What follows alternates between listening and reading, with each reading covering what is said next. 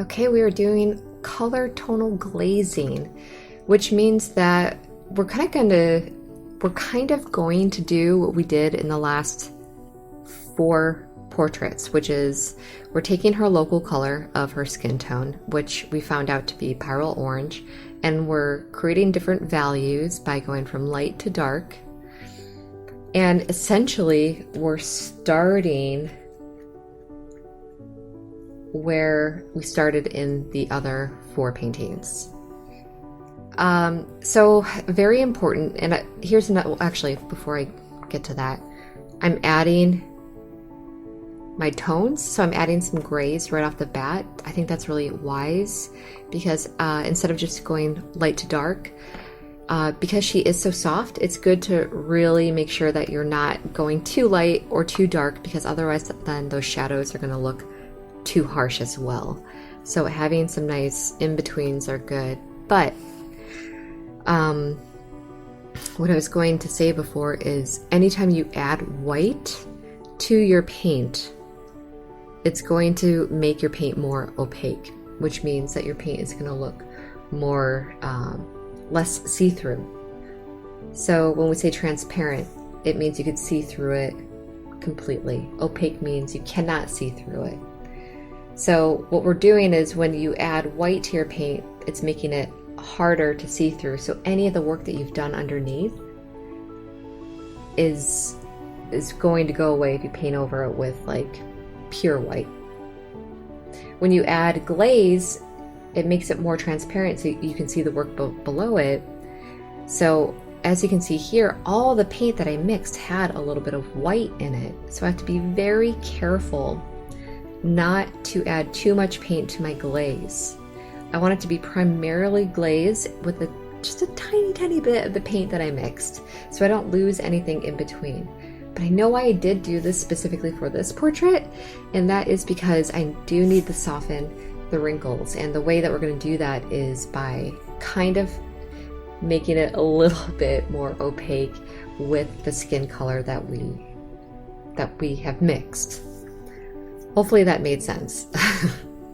If you wanted to do a grayscale or a grisaille, which is like a grayscale underpainting, and you didn't have all this information, what you would do is just stick with Pyrole Orange as is. Don't mix up your tonal values, and then just take that with your glazing gloss medium and lay it in areas that you like, all over the face, even in the sweater.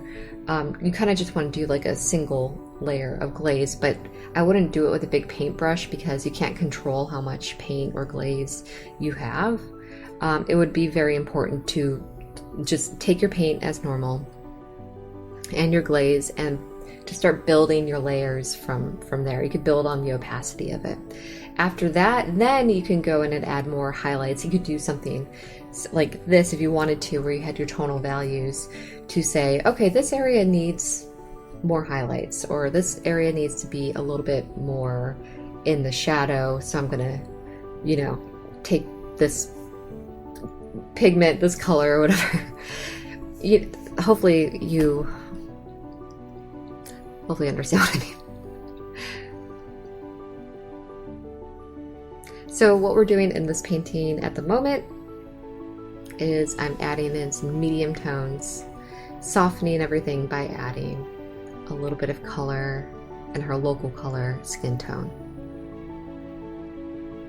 By doing this, it really is just adding another dimension, because skin is transparent already. We're seeing through this first layer that we're doing at the moment, and then the second layer would be our grayscale, and so it's kind of emulating nature. The way we'd really finish this off is later on with our color glazes that really just makes everything more vibrant, makes everything pop, and you're just accentuating the liveliness, or like the feeling of someone being alive. And that would be the way the lighting is affecting them, the way maybe they flush if they've been running, or they're just someone who naturally flushes. So blood vessels, and we'll talk about that.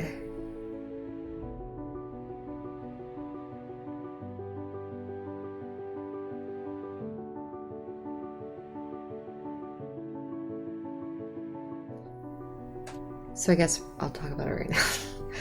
So blood vessels in the cheeks.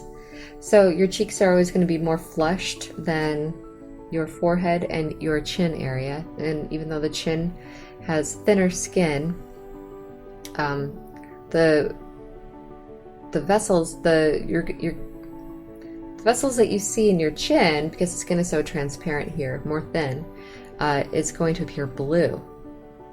And it's going to appear more yellow here. And I'm only saying this because in case you didn't see my other videos as well, it's important to just note it in every single video to remind you. Now, it doesn't mean you're just going to do like a whole layer across of red here and a whole layer of blue here, but it's good to kind of know what your paints do. Like for instance, the gray and the gray that we created, not only the gesso, but I'm using a carbon black, and carbon black has a blue undertone. So you can play around with your grayscale and kind of just apply a very thin layer of your local color on top, knowing that since the skin is thinner here, it would look more realistic to see some of that grayscale more. If you were starting with your local color tonal values like we did in the past four, where we just started with a local color background and then we did, you know, light to dark, then you would want to add a little bit of blues to there, which you probably know already, but just in case you didn't see the other videos.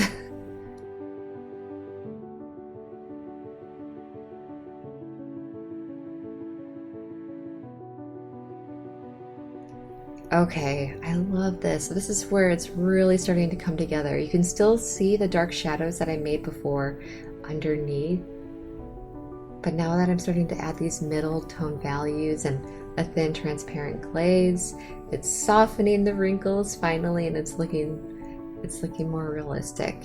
It looks more 3D now. If you're looking at like her right side of the painting, that her left side of the face, you could see through that. You could see some of the oranges and the grays and the whites.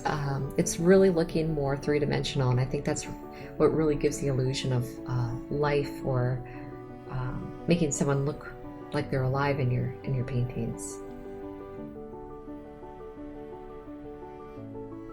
It is the best job in the world, getting to paint people. I don't know how many people talk about this, but when you paint a portrait of somebody, it's very like, I don't know, you learn a lot about them. You learn about how they smile, about how they frown. You see certain things like scars, or you wonder about like the life that they led.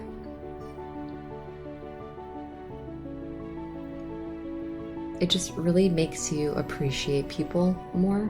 And I love people. I love stories. I love stories about people, and I love that no matter who you meet, there is a way to connect. Even if it does take a little bit of effort or work. I can't remember who it was, about like if you put two enemies in a room together, after like a week or something, they become like best friends or something. Like basically what it comes down to is just really understanding people. In the white hair, it is very important to add that local color, that flesh tone color.